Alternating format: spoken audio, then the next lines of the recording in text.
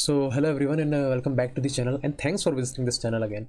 Okay, तो आज का हमारा लेक्चर रहने वाला है मराठा एम्पायर के रिगार्डिंग, जिसमें हम लोग देखेंगे जो मराठा एम्पायर के जो रूलर्स हुए या फिर किंग्स हुए जो थ्रोन पर बैठे और जिन्होंने रूल करा, उनके बारे में हम एक एक करके देखने वाले हैं। इसके बारे में देखेंगे। सबसे पहले हम लोग देखेंगे छत्रपति शिवाजी महाराज के बारे में, क्योंकि इन्होंने ही नींव डाली थी मराठा एम्पायर की। ये जो मराठा एम्पायर है हमें मीडिएवल हिस्ट्री के एंडिंग फेज पर और मॉडर्न हिस्ट्री के स्टार्टिंग फेज पर हमें देखने को मिलता है। मराठा एम्पायर मेनली महाराष्ट्र वाला जो एरिया है वहाँ पर हमें देखने को मिलेगा, और इन्होंने अपनी लैंग्वेज मराठी को प्रायोरिटी दी थी।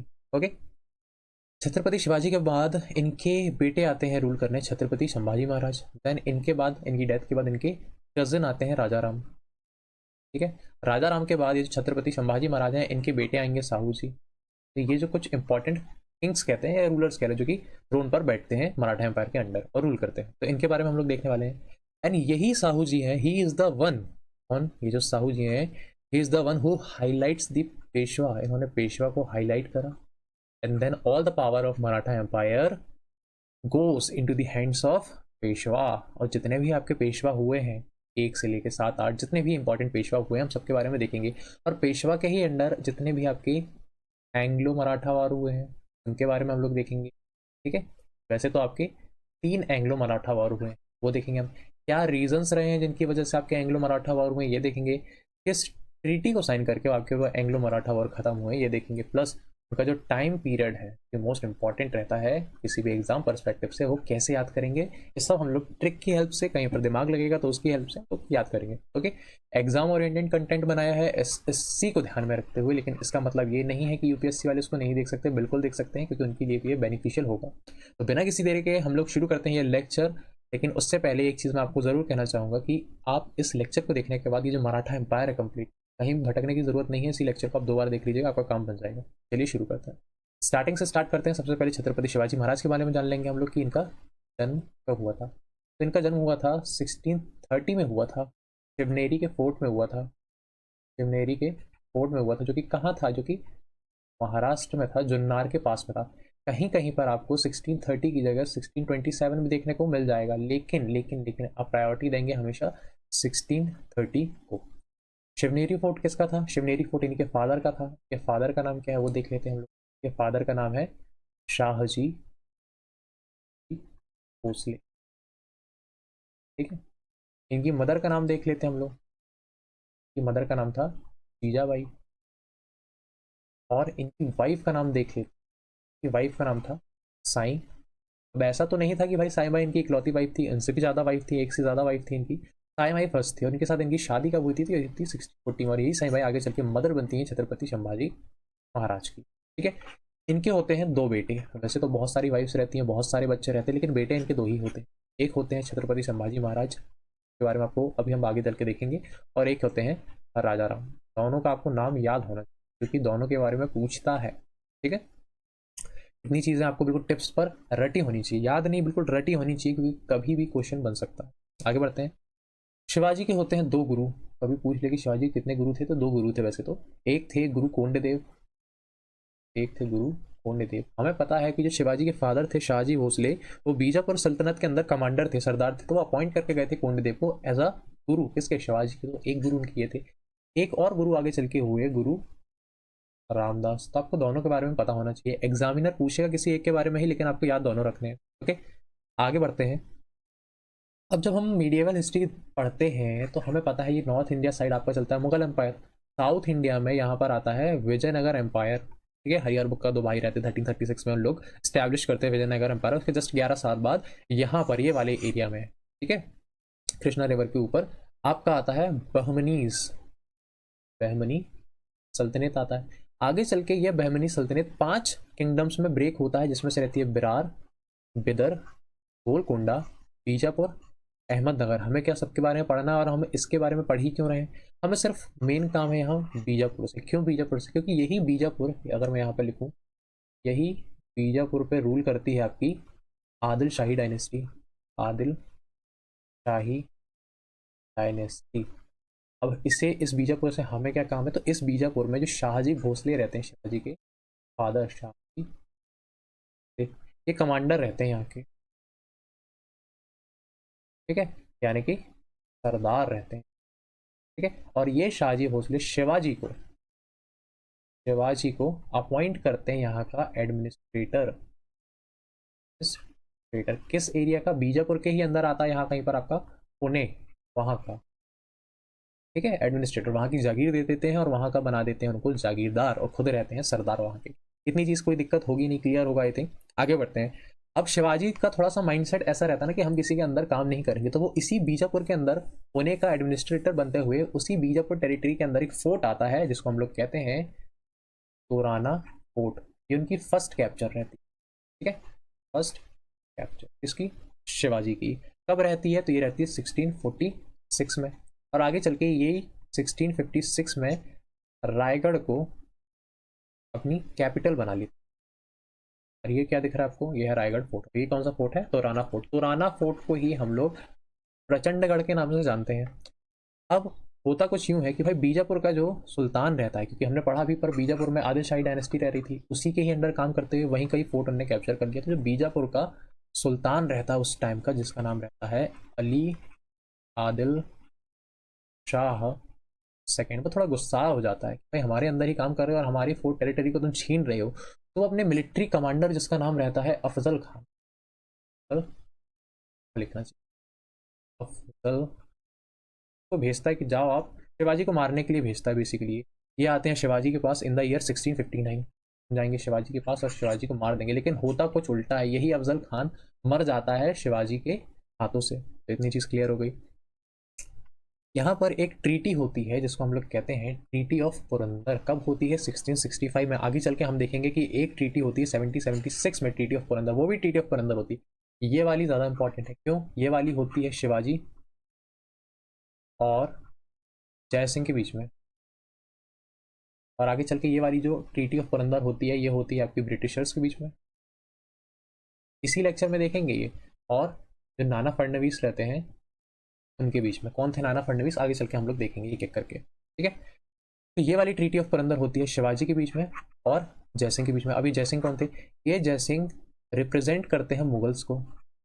और उस टाइम पर मुगल्स कौन था? मुगल्स का रूलर कौन था? तो ये था आपका औरंगजेब। तो उनको रिप्रेजेंट कर रहे थे। इस ट्रीटी में लिखा क्या था? 11 जून 1665 को हुई थी। ठीक है, इसमें लिखा था कि शिवाजी के पास जो भी 35 किले हैं उन्होंने जीते हैं या उनके पास, उनमें से वो 23 दे देंगे औरंगजेब को, बाकी के 12 वो रिटेन कर सकते हैं। ये वाली चीज़ उन्होंने मान ली। थोड़ी सी मिलिट्री देनी पड़ेगी, ये चीज़ भी उन्होंने मान ली। मुगल्स की सॉवरेनिटी को एक्सेप्ट करेंगे, ये चीज़ भी मान लिया। और लास्ट की जो इंपॉर्टेंट बनती है, उन्होंने लिखा था कि मुगल रूलर औरंगजेब जब जब बुलाएगा शिवाजी को उनके कोर्ट में हाजिर होना पड़ेगा। ये चीज़ भी उन्होंने मान ली, सारी कंडीशन मान ली। इसके अलावा ट्रीटी में ये भी लिखा था कि जो शिवाजी के बेटे हैं छत्रपति संभाजी महाराज, उनको मुगल्स के कोर्ट में एक परमानेंट पोस्ट दी जाएगी। ये भी उन्होंने एक्सेप्ट करा था। प्लस यहाँ तक बोल दिया था कि जो बीजापुर के अगेंस्ट आप लड़ाई लड़ रहे हो उसको लड़ते रहो, हम उसमें दखल नहीं देंगे, करा था मुगल्स ने कहा, मतलब कि जयसिंह ने कहा था, जो कि औरंगजेब को रिप्रेजेंट करा था। तो ये सारी शर्तें मान ली थी। इसको ट्रीटी ऑफ पुरंदर के नाम से जाना जाता है।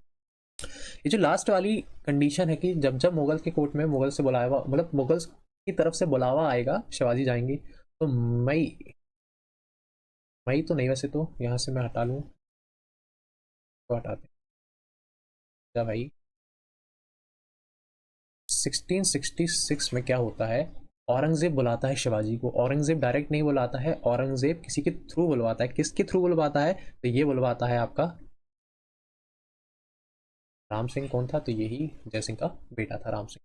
ये बुलाता है शिवाजी को कि भाई आइए, मुगलों के रूलर औरंगजेब ने आपको बुलाया है। शिवाजी मान लेते हैं, क्योंकि राम सिंह इतना कन्विंस करता है ना उनको बुलाने के लिए कि आइए, आपको कुछ भी नुकसान नहीं होगा, आपकी पूरी सेफ्टी का ध्यान रखा जाएगा। तो शिवाजी मान लेते हैं और अपने बेटे और 10 और लोगों के साथ औरंगजेब के कोर्ट में जाते हैं, जहाँ पर असद खान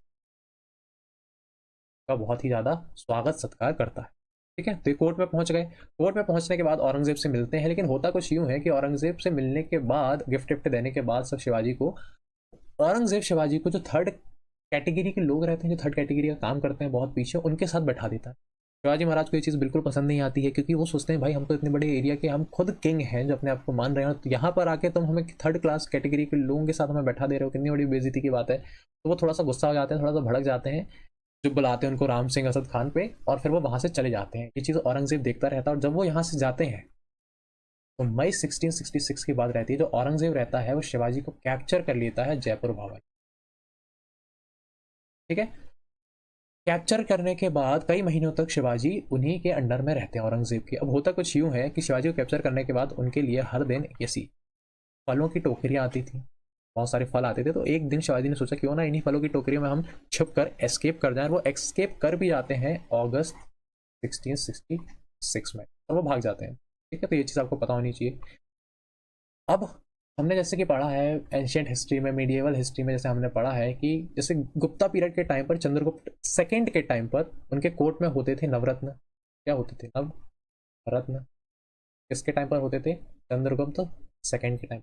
सेम ऐसे ही अकबर के कोर्ट में भी नवरत्न होते थे। ठीक है, विजयनगर एम्पायर में हम लोग देखते हैं जो कृष्ण देव राय थे उनके कोर्ट में अष्ट अष्ट दिग्गज होते थे। ठीक है, और शिवाजी के टाइम पर होते थे अष्ट प्रधान। अब ये अष्ट प्रधान कौन कौन थे इनके बारे में हम लोग थोड़ा सा जान लेते हैं। सबसे पहले जो प्राइम मिनिस्टर होते थे इन्हीं को ही पेशवा बोला जाता है। ठीक है, देन आते हैं अमात्य, जिनको मजूमदार भी बोला जाता है। ये क्या करते थे? ये मेनली फाइनेंस थे, फाइनेंस मिनिस्टर होते थे आपके। देन आते हैं सचिव। सचिव क्या करता है? जो मतलब सेक्रेटरी टाइप की हरकतें क्या कवर की रहता, सेक्रेटरी रहता, तो जितने भी रिकॉर्ड होते थे, है ना, डॉक्यूमेंट होते थे, उनको देखता था। इन्हीं सेक्रेटरी को अगर मैं दूसरे पेन से लिखते हैं चिटनेस या फिर सरनेस के नाम से भी जाना जाता है। कभी क्वेश्चन में बन जाए कि चिटनेस या फिर सरनेस से बोलते थे तो वो सचिव को बोलते थे। ठीक है, तो ये भी आपको याद रखना। मंत्री को यहाँ पर बोला जाता था वाक्यान्वेष, वॉक वेस, जो कि आपका जितनी भी ट्रीटी हो गई, जितने भी सारे इंटरनल अफेयर्स हो गए, उन सबको देखता था। ठीक है, देन आता है सेनापति, इसको बोलते हैं सर आई ए नौबत, सर आई ए नौबत। देन आता है सुमंत। सुमंत को एक नाम और है डाबीर, उसके नाम से जाना जाता था, जो कि आपका फॉरेन मिनिस्टर होता, फॉरेन मिनिस्टर होता। देन आता है न्यायाधीश। न्यायाधीश आपका क्या देखता था? तो ये जस्टिस देखता था। देन आता है पंडित, जितने भी रिचुअल्स होते हैं वो कौन परफॉर्म करता था? तो वो पंडित करता था, पंडित राव। ठीक है, तो ये 8 लोग होते थे, इन्हीं को ही कहा जाता है अष्ट प्रधान। ठीक है, जो कि होते थे शिवाजी कोर्ट में। इसके बाद शिवाजी ने सूरत में रेड करी। ये भी इंपॉर्टेंट क्वेश्चन है। 2 बार रेड करी टोटल। कब कब करी? 1664 में रेड करी और 1670 में रेड करी। ये भी आपको पता होना चाहिए। ठीक है, और आगे चल के 1672 में ये बीजापुर का एक और फोर्ट, बीजापुर का एक और फोर्ट कैप्चर कर देते हैं, जिसको हम कहते हैं पन्हाला फोर्ट। ठीक है, इतनी चीज आई होप कि क्लियर हो गई होगी।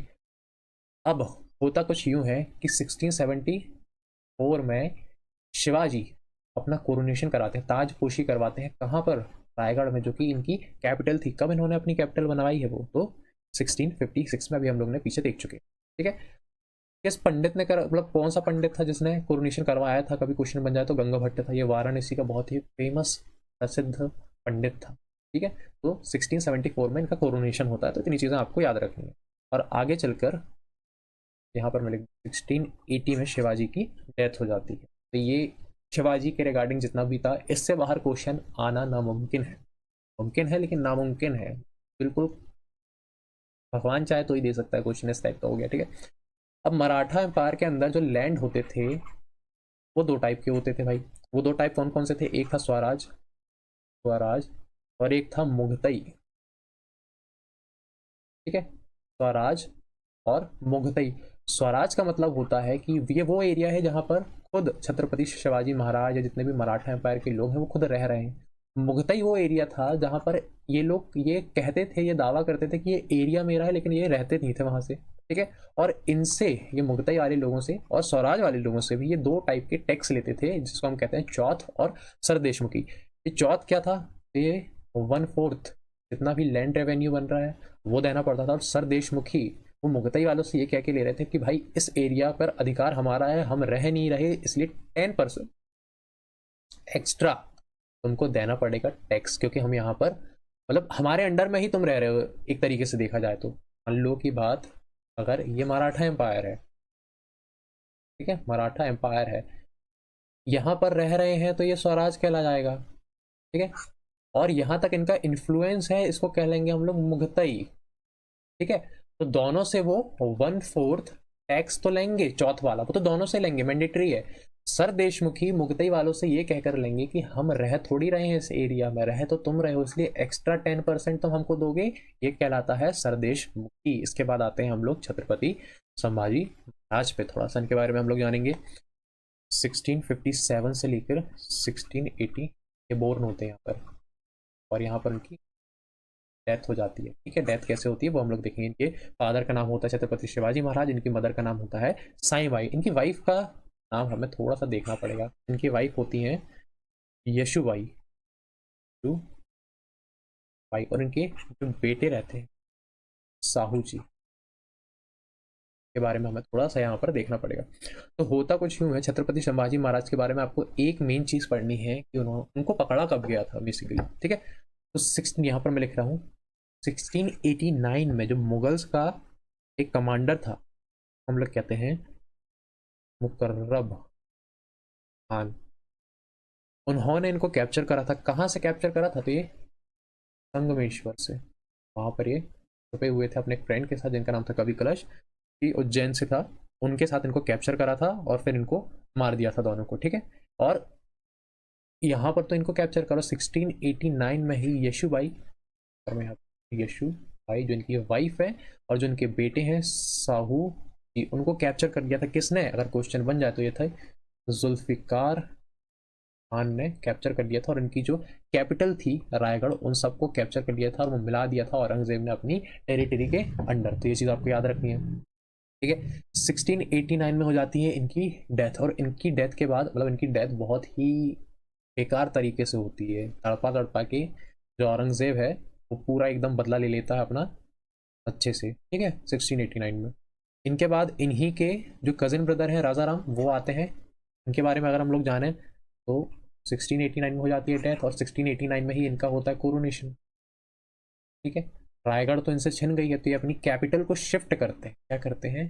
कैपिटल को शिफ्ट करते हैं। कहाँ शिफ्ट करते हैं? ये करते हैं सतारा में, और आगे चलकर इनकी भी 1700 में हो जाती है डेथ। इनके रिगार्डिंग इतना ही, इससे ज़्यादा इनके रिगार्डिंग नहीं पढ़ना है। इनकी वाइफ का नाम और इनके बेटे का नाम इंपॉर्टेंट बनता है यहाँ से। इनकी वाइफ का नाम रहता है ताराबाई, और इनके जो बेटे रहते हैं उनका नाम रहता है शिवाजी सेकंड। इनकी डेथ के टाइम इनके जो बेटे हैं वो मात्र 4 साल के रहते हैं। ठीक है, तो ताराबाई क्या करती है यहाँ पर, ध्यान सुनिएगा। ये जो ताराबाई हैं वो क्या करती है, ट्रोन पर किसको बैठाती है? इन्हीं शिवाजी सेकंड को बैठाती हैं जो 4 साल के रहते हैं, लेकिन रूल वो खुद करती हैं क्योंकि वो तो इतने छोटे से रूल थोड़ी कर पाएंगे। ठीक है, तो रूल खुद करती हैं। आगे चल के हमें पता है 1707 में जो औरंगजेब रहता है, औरंगजेब जो रहता है उसकी हो जाती है डेथ, और इनकी डेथ के बाद जो साहू जी रहते हैं जो कि छत्रपति संभाजी महाराज के बेटे रहते हैं, उनको कैद करा रहता है। जैसे अभी हम लोग ने देखा यहाँ पर कि यहाँ पर जो जुल्फिकार खान है वो यशुबाई को और साहू जी को कैद कर लेता है 1689 में। 1707 में वो रिलीज हो जाते हैं। ठीक है, यहाँ पर भोपाल के पास कहीं कैद करा रहता है, वहां से रिलीज हो जाते हैं। रिलीज होने के बाद जब ये वापस आते हैं सतारा, तो देखते हैं कि हमारी जगह पर तो ताराबाई रूल कर रही हैं। तो यहाँ पर एक दोनों के बीच में एक बैटल होता है कि अब थ्रोन पर कौन बैठेगा, जिसको हम लोग जानते हैं बैटल ऑफ खेड़ा के नाम से। बैटल ऑफ खेड़ा किस किस के बीच में होता है? तो ये होता है साहू जी के बीच में, साहू जी की सेना के बीच में, और होता है ताराबाई के बीच।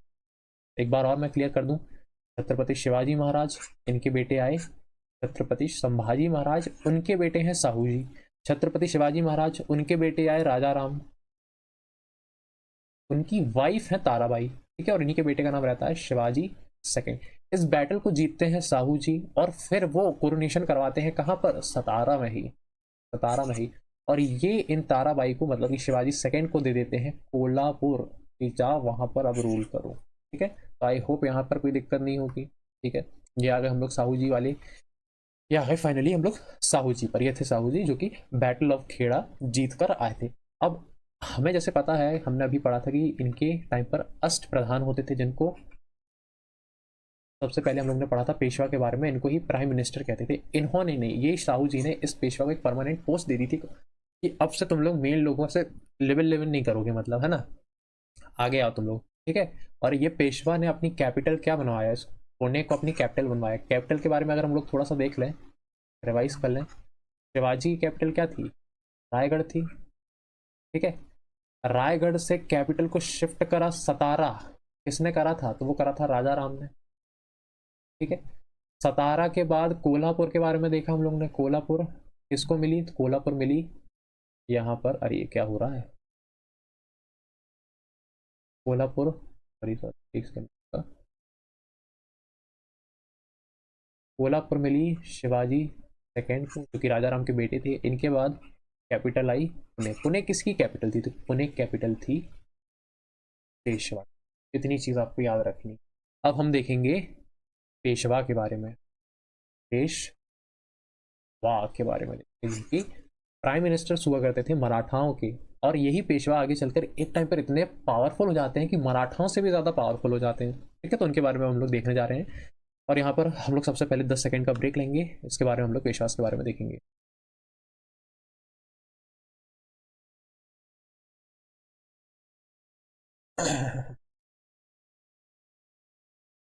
तो चलिए देखते हैं, वापस हो गया 10।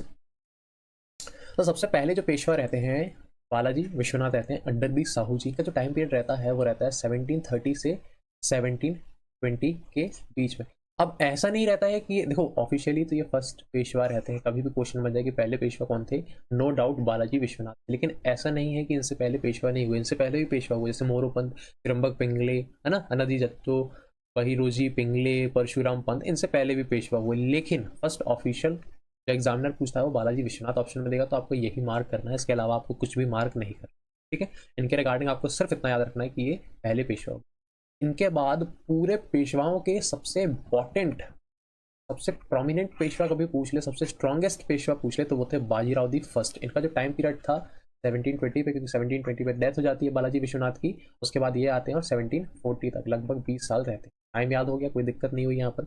इन्हीं के टाइम पर, पेन चेंज कर लूँ, इन्हीं के ही टाइम पर बैटल ऑफ पालखेड़ा होता है। बैटल ऑफ पालखेड़ा होता किसके बीच में है? तो ये पेशवा के बीच में होता है, और ये होता है आपका निज़ाम के बीच में। निज़ाम और मुल्क जो हैदराबाद के रहते हैं उनके बीच में। जीतता कौन है? जीतते हैं आपके पेशवा।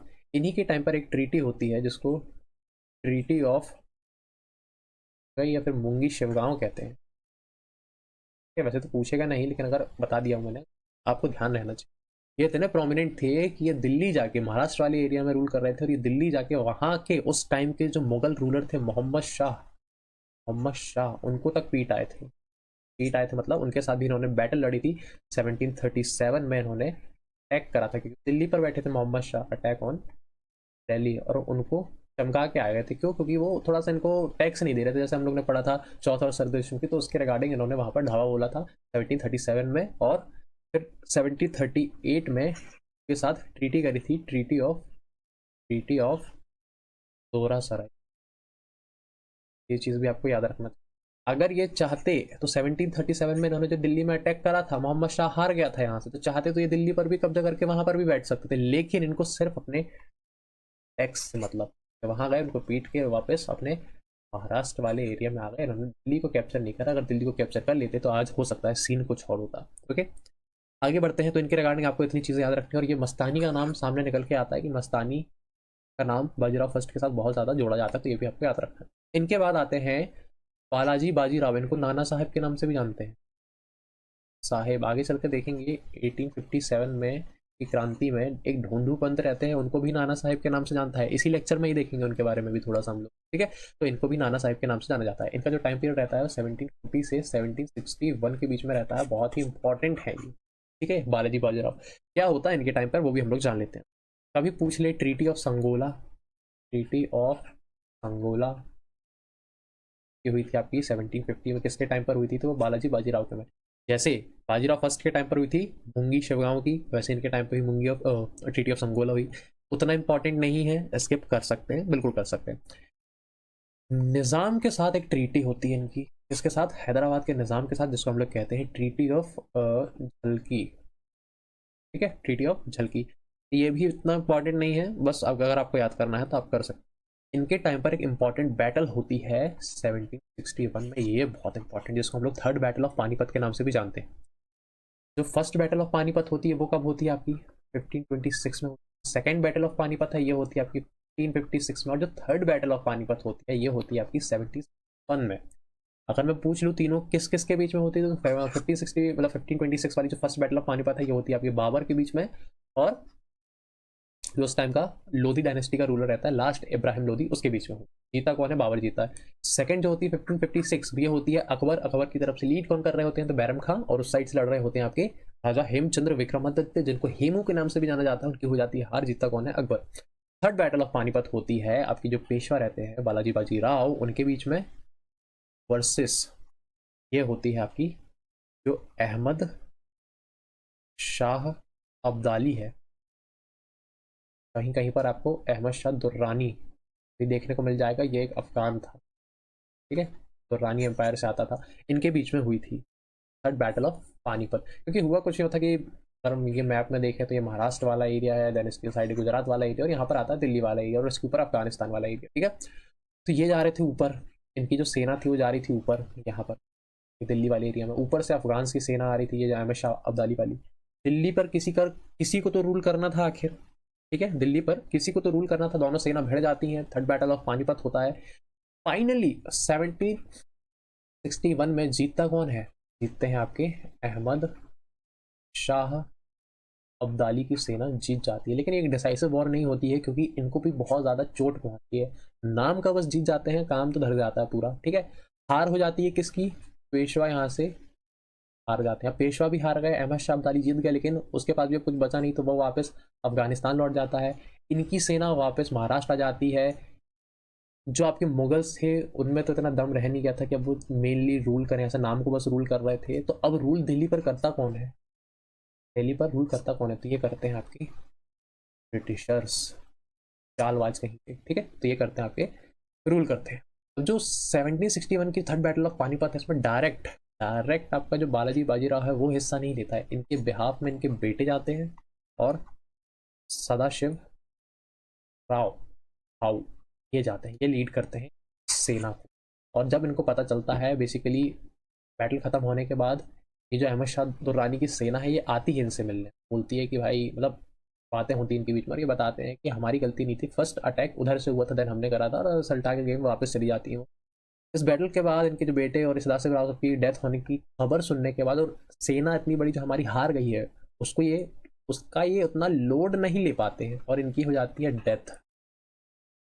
कब होती है? 1761 में ही इनकी हो जाती है डेथ। और इनके बाद अगले पेशवा बनते हैं 1761 में माधव राव फर्स्ट, ठीक है, यहाँ पर कोई दिक्कत नहीं होनी चाहिए। और ये जब थर्ड बैटल ऑफ पानीपत चल रहा था, और ये दिल्ली में जो मुगल रूलर था कौन? तो ये था आपका शाह आलम सेकेंड, ठीक है। आलमगीर सेकेंड कब था? वो था बैटल ऑफ आपका जो 1757 में चलता है, कौन सा? बैटल ऑफ प्लासी, तब था, ओके।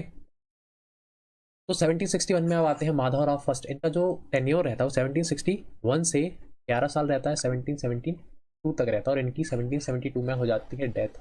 के रिगार्डिंग ज़्यादा हमें पढ़ना नहीं, इसके बाद आप कहानी जैसा सुनते चाहिए बस। माधव राव फर्स्ट की डेथ के बाद इनके आते हैं ब्रदर, जो कि अगले पेशवा बनते हैं। इनका टेन्योर रहता है 1772 में, ये गद्दी पर बैठते ही हैं कि अगले साल इनकी हो जाती है डेथ। डेथ होती कैसे है? ये जो दिख रहे हैं रघुनाथ राव, ये रहते हैं माधव राव फर्स्ट के अंकल, ये करवा देते हैं डेथ। ये नारायण राव को रास्ते से हटा देते हैं और खुद बैठ जाते हैं, मतलब खुद बैठ जाते हैं उस थ्रोन पर, पेशवा की गद्दी पर बैठ जाते हैं, ठीक है। 1773 पर बैठ जाते हैं।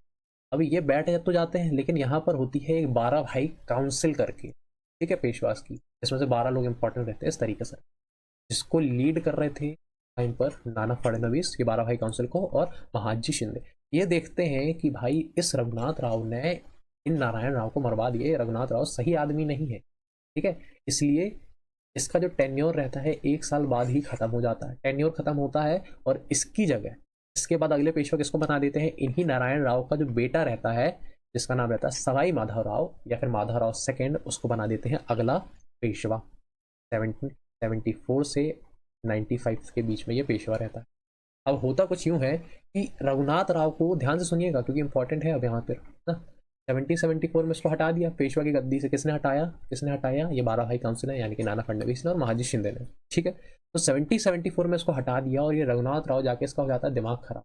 ये जाता है ब्रिटिशर्स के पास हेल्प मांगने, और ब्रिटिशर्स के पास जाके 1775 में एक ट्रीटी कर लेता है, एक ट्रीटी कर लेता है जिसको कहते हैं ट्रीटी ऑफ सूरत, जिसमें कहता है कि तुम हमको पेशवा बनवा दो, हम तुमको सारी ज़मीन जितनी दे देंगे, तुमको जितना भी व्यापार करना तुम करते रहना, तुम हमको बस पेशवा बनवा दो। मस्त तरीके की अपनी ट्रीटी करवा लेता है। ये चीज़ पता चलती है 12 भाई काउंसिल को, नाना फडणवीस को, तो वो आते हैं और 76 में एक ट्रीटी और करते हैं। वो करते हैं इस बार ट्रीटी, ठीक है, ये नहीं करता, ये तो सूरत की ट्रीटी करके फुर्सत हो गया। अगले साल वो करते हैं ट्रीटी ऑफ पुरंदर। पुरंदर से कुछ याद आ रहा है? पुरंदर, पुरंदर से आपको याद आना चाहिए कि एक ट्रीटी हुई थी, जो हुई थी जयसिंह के बीच में और शिवाजी के बीच में इन द ईयर 1665। वो ट्रीटी ऑफ पुरंदर अलग थी, ये ट्रीटी ऑफ पुरंदर अलग है। ये होती है फडणवीस के बीच में और ब्रिटिशर्स के बीच में, ठीक है। इस ट्रीटी से उन लोग ये ट्रीटी ऑफ सुरंदर को कैंसिल कर देते हैं। लेकिन जो ब्रिटिशर्स रहते हैं ना, वो थोड़े से तिरपट टाइप के इंसान रहते हैं।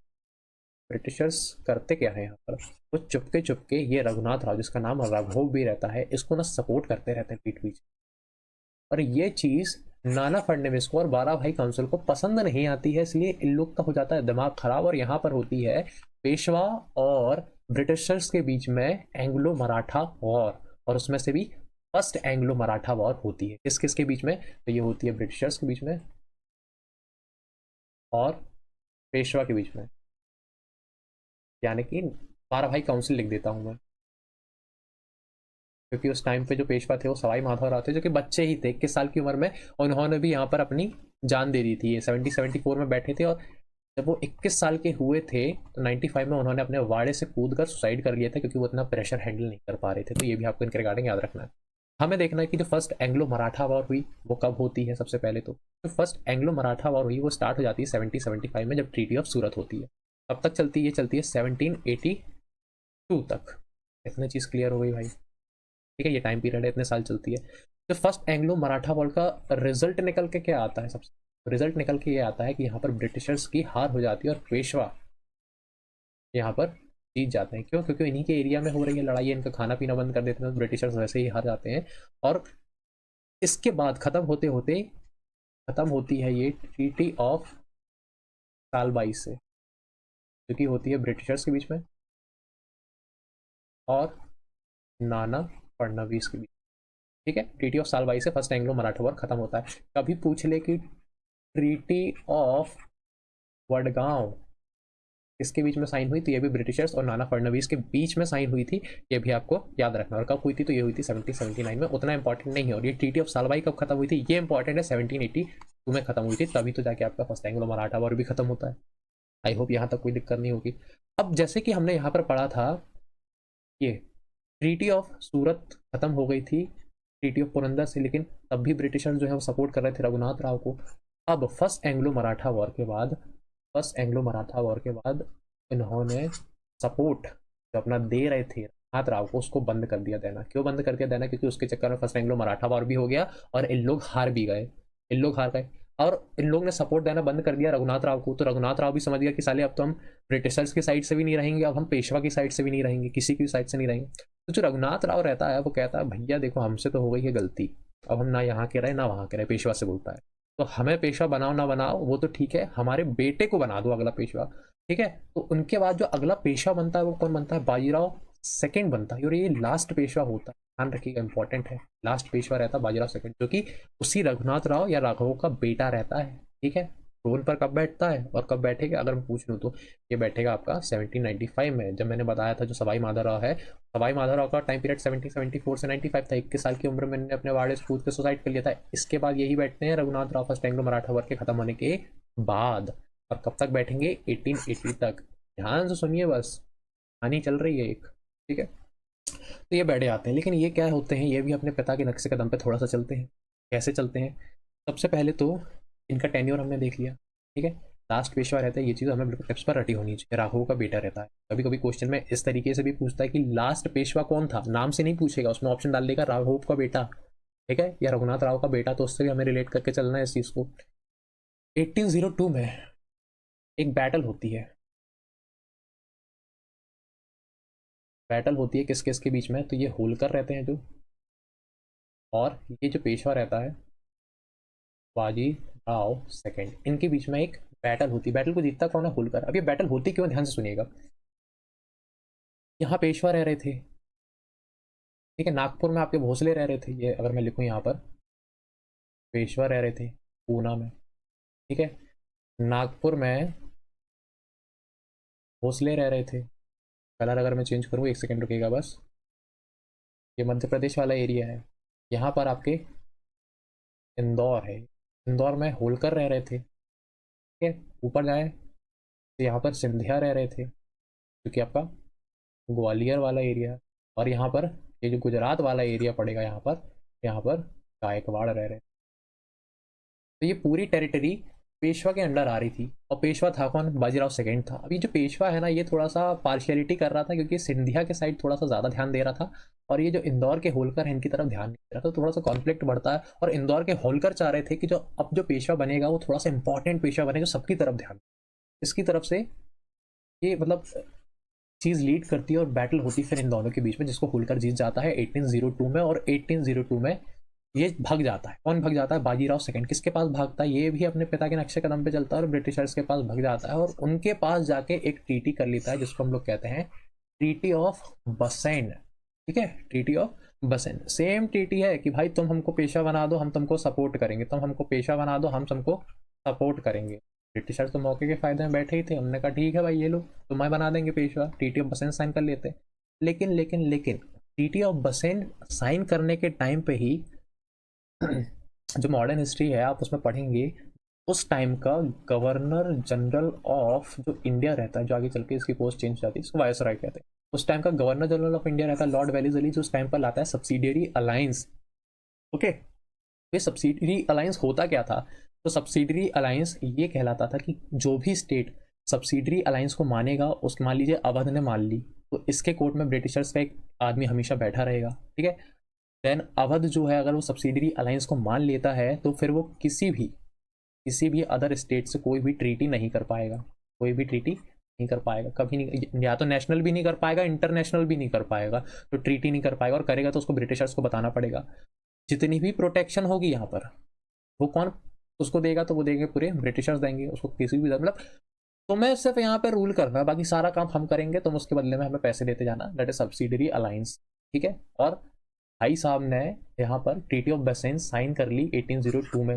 ये चीज़ बाकी सारे एरिया को, ये जो यहाँ बैठे थे, उनका हो गया दिमाग खराब, यार इसने तो जाके ट्रीटी ऑफ बसेन साइन कर ली, इन्हीं नहीं कर ली तो हमारा क्या होगा? तो यहाँ पर होता है second second second second second Anglo Maratha war. ये होता है जितने भी लोग रहते हैं, चाहे वो होलकर हो गए, चाहे वो सिंधिया हो गए हैं, चाहे वो अपने नागपुर के भोसले हो गए हैं, इन सब के बीच में होता है, या फिर वो गायकवाड़ हो गए। ठीक है। सेकेंड एंग्लो मराठा वॉर शुरू कब होता है? ट्रीटी साइन करने के एक साल बाद, और 1805 तक चलता है। ट्रीटी ऑफ बसेन का कब साइन हुई थी? हुई थी 1802 में। तो ये चीज़ आपको पता होनी चाहिए। अभी जो सब्सिडियरी अलायंस है, इसके बारे में हम लोग थोड़ा सा और जाने यहाँ पर। हाँ, तो सब्सिडियरी अलायंस के बारे में अभी अगर हम लोग पढ़ें, तो सबसे पहले जो हैदराबाद है, आप ये हैदराबाद, इसने सबसे पहले सब्सिडियरी अलायंस में साइन करे थे इन द ईयर 1798। देन इसके बाद ये जो मैसूर और ये तंजौर दिख रहा है, इन्होंने करा था 1799 में साइन कर लिया था। ये जो अवध दिख रहा है, इसने 1801 में साइन कर लिया था। फिर ये जो पेशवा है आपका, जो ट्रीटी ऑफ बसेन साइन करी 1802 में, इसी के चलते सबका दिमाग खराब हुआ था। ये जो दिख रहे हैं बाकी के आपको कि भाई अब क्या होगा, यहाँ पर सिंधिया बैठे थे ऊपर। ठीक है। यहाँ पर सिंधिया बैठे थे ऊपर, सबका ये एस लिख देता हूँ, एस मतलब सिंधिया। सबका हो गया दिमाग खराब। फिर इनके चक्कर में सेकेंड एंग्लो मराठा वॉर होता। तो फिर इनके बाद भी फरार और जो भोसले हैं, ये जो भोसले आपको दिख रहे हैं, इन्होंने करी 1803 में। ठीक है। सिंधिया ने करी आपकी 1804 में। ध्यान रखिएगा, बिल्कुल इंपॉर्टेंट है, होलकर ने, पर अगर मैं लिखूं, होलकर ने इस ट्रीटी पर साइन नहीं करी। क्वेश्चन बनेगा ना कि होलकर ने क्या सब्सिडियरी अलायंस में साइन लिया, मतलब साइन करा? तो नहीं करा, नहीं करा मतलब नहीं करा। ठीक है। उनका दिमाग तगड़े वाला खराब था। उन्होंने ट्रीटी साइन करी थी, लेकिन सब्सिडियरी अलायंस साइन नहीं करा था। सेकंड एंग्लो मराठा वॉर के बारे में देखना, 1803 से लेकर 1805 के बीच में होती है। रिजल्ट क्या निकलता है? रिजल्ट यहाँ पर यह निकलता है कि इनके बीच में आगे जाके कुछ ट्रीटी साइन होती है। ट्रीटी के बारे में हम लोग देख लेते हैं। तो कौन कौन सी ट्रीटी होती हैं? 1803 में होती है सुरजी अर्जन गांव की। कौन करता है? ये सिंधिया करते हैं, क्योंकि आपके ग्वालियर वाले एरिया पे रूल कर रहे थे। 1803 में ही ट्रीटी ऑफ देवगांव होती है। ट्रीटी ऑफ देवगांव होती है, कौन करते हैं? तो ये भोसले साइन करते हैं, जो कि आपके नागपुर वाले एरिया में रूल कर रहे थे। और 1804 में ट्रीटी ऑफ राजघाट साइन होती है, या जिसको ट्रीटी ऑफ राजपुर घाट के नाम से भी जाना जाता है, राजपुर घाट के नाम से जाना, ये होलकर साइन करते हैं। होलकर सब्सिडियरी अलायंस पे साइन नहीं करते हैं, ये बस आपको याद रखना। ये ट्रीटी साइन होती है और यहाँ से जो सेकंड एंग्लो मराठा वॉर है 1805 में वो खत्म हो जाता है। जीतता कौन है? जीतते हैं आपके ब्रिटिशर्स। तो ये रीजन रहता है सेकंड एंग्लो मराठा वॉर का। क्यों? क्योंकि 1802 में ट्रीटी ऑफ बसेन साइन कर लेता है बाजीराव दी सेकेंड। ये चीज़ आपको याद रखनी है। वहाँ क्या, ये बाजीराव दी ये है ना, ये साइन कर लेता। अब देखिए, जब स्टार्टिंग मैंने बताया था कि पेशवा और होलकर के बीच में 1802 में लड़ाई होती है, जिससे होलकर जीत जाती है, फिर ये जाता है ब्रिटिशर्स के पास, है ना, हेल्प मांगने, और ट्रीटी ऑफ बसेन साइन करता है। तो इस एक ईयर 1802 में वो भागता है और 1803 में थर्ड एंग्लो मराठा और सेकेंड एंग्लो मराठा वॉर शुरू होता है। इस टाइम ड्यूरेशन के बीच में ये जो होलकर रहते हैं, ये अमृत राव को टेम्पररी पेशवा बनाते हैं। ठीक है, तो ये भी आपको याद रखना है, टेम्पररी पेशवा, टी लिख देता हूँ यहाँ पे, ये टी, टेम्पररी पेशवा बनवाते हैं जैसे 1 साल के लिए। तो ये भी आपको याद रखना है, इसके बाहर क्वेश्चन नहीं बनता है और ना ही बनेगा। ठीक है, आगे बढ़ते हैं, देखेंगे अब हम लोग थर्ड एंग्लो मराठा। अब थर्ड एंग्लो मराठा और आखिर होता क्यों है? तो इन्हीं पेशवा के अंदर, मराठाओं के अंदर एक कम्युनिटी आती है जिसको हम लोग कहते हैं पिंडारी या फिर पिंडरी। ये बेसिकली मुस्लिम कम्युनिटी रहती है अंडर द मराठा एम्पायर। अब वो होता है कि ब्रिटिशर्स इनको छेड़ते हैं, ये जाते हैं मराठा के पास, मराठा से हेल्प मांगने, मराठा कहते हैं ब्रिटिशर्स से कि तुम इनको क्यों छेड़ रहे हो, दोनों के बीच में कॉन्फ्लिक्ट बढ़ता है। रिजल्ट क्या निकलता है? थर्ड एंग्लो मराठा वॉर, जो कि होती है आपकी 1817 से 1818 के बीच में होती। ठीक है, किस किस के बीच में होगी? वही पेशवा जो आपके चल रहे हैं और Britishers, third Anglo Maratha war. Result क्या निकलता है? 1818 में ट्रीटी साइन होती है। यहाँ हम लोग देखते हैं कौन कौन सी ट्रीटी साइन होती है। तो सबसे पहले इन द ईयर 1870 भोसले के साथ और सिंधिया के साथ ट्रीटी साइन होती है। ठीक है, भोसले कहाँ पे थे? आपके नागपुर में थे। अगेन सिंधिया ग्वालियर में थे। ये होती है इन दोनों के साथ 1817 में ट्रीटी साइन होती है। और 1880 में जो बच गए, रिमेनिंग बच गए पेशवा, कैपिटल है आपकी पुणे, और होलकर जो कि आपके आराम कर रहे हैं इंदौर में, इनके साथ होती है। ठीक है, और 1817 में इन दोनों के साथ होती है ट्रीटी, और 1880 में आपका थर्ड एंग्लो मराठा वॉर खत्म होता है। और यहीं पर रिजल्टेंट ये निकलता है कि जो पेशवा नाम की जो पोस्ट है उसको खत्म कर दिया जाए, और जो लास्ट पेशवा बनते हैं वो वही बनते हैं, बाजीराव सेकंड, क्योंकि राघव यानी कि रघुनाथ राव के बेटे रहते हैं, जिनका जो हम लोग टेन्योर देखे थे, तो वो देखे थे 1795 से 1880 के बीच में। यही 1880 डेथ नहीं होती उनकी, वो इधर तक उनका पेशवा वाली पोस्ट खत्म हो जाती है 1880 में। फिर उनको 1880 के बाद भेज दिया जाता है कहाँ पर? कानपुर में। और कानपुर के विठुर में भेज दिया जाता है कि जाओ अब वहीं जाके आराम करना, तुमको पेंशन वेंशन दे देंगे, लेकिन पेशा वाली जो पोस्ट है वो हमने यहाँ पर ख़त्म कर दी है। ठीक है, अब क्या करते हैं, ये आ जाते हैं कानपुर। कौन आते हैं? बाजीराव। यहाँ पर अगर मैं लिखूँ बाजी राव सेकेंड, 1818 के बाद आ जाते हैं अपने कानपुर विठुर। ठीक है, और ये बाजीराव एडॉप्ट कर लेते हैं किसको? इनको। ये कौन है? ये है आपके साहेब। भाई आप पीछे कह रहे थे नाना साहेब तो बालाजी बाजीराव को कहा जाता है, लेकिन तब मैंने बताया था कि नाना साहेब आगे चल के एक इंसान और है, जिसका नाम है असली का धोंधू पंत। इनको भी प्यार से नाना साहेब के नाम से जाना जाता है। ये इनको अडॉप्ट कर लेते, बाजीराव सेकेंड नाना साहेब या धोंधू पंत को अडॉप्ट कर लेते हैं। ठीक है, तो ये चीज़ भी आपको याद रखनी है। फिर 1818 में वो इधर आते हैं, और 1850 या फिर 51 में डेथ हो जाती है बाजीराव सेकेंड की। और इनके बाद उन्हीं की गद्दी पर क्या बैठना, पेशवा की तो वैसे ही मतलब पोस्ट 1880 में खराब हो गई थी, मतलब खत्म हो गई थी, तो 1851 में उनकी जगह ले लेते हैं, बस ये कहें अगर तो ये जगह ले लेते हैं। ठीक है, और फिर ये 1857 में आगे चल के रिवोल्ट भी करते हैं। ठीक है, रिवोल्ट भी करते हैं। अब ध्यान सुनिएगा, 1850 में बाजीराव की, 1850 कर लीजिए, आई थिंक 1850 रहता है, 1850 में डेथ हो जाती है बाजीराव सेकंड की। तो एक अभी क्वेश्चन बन जाए कि भाई बाजीराव सेकंड की हो जाती है डेथ, उनकी डेथ के बाद उनकी जो पेंशन है वो नाना साहेब को मिल जाए, इसलिए लंदन जाते हैं एक इंसान, लंदन जाते हैं, लंदन के कोर्ट ऑफ डायरेक्टर के पास जाते हैं, कोर्ट ऑफ डायरेक्टर रहता है वहाँ लंदन में, वहाँ जाते हैं। इन्हीं नाना साहेब के एक एडवाइज़र रहते हैं, नाना साहेब के एक एडवाइज़र रहते हैं जिनका नाम है अजीमुल्ला 1850s में, वो जाते हैं और वो बोलते हैं कि भाई जो पेंशन मिल रही थी बाजीराव सेकंड को, अब वो मिले नाना साहेब को। क्यों? क्योंकि उनकी तो हो गई है डेथ। ठीक है, तो ये आज का हमारा कुछ लेक्चर रहा है। अगर आपको वीडियो पसंद आए तो इसको लाइक करिएगा। ठीक है।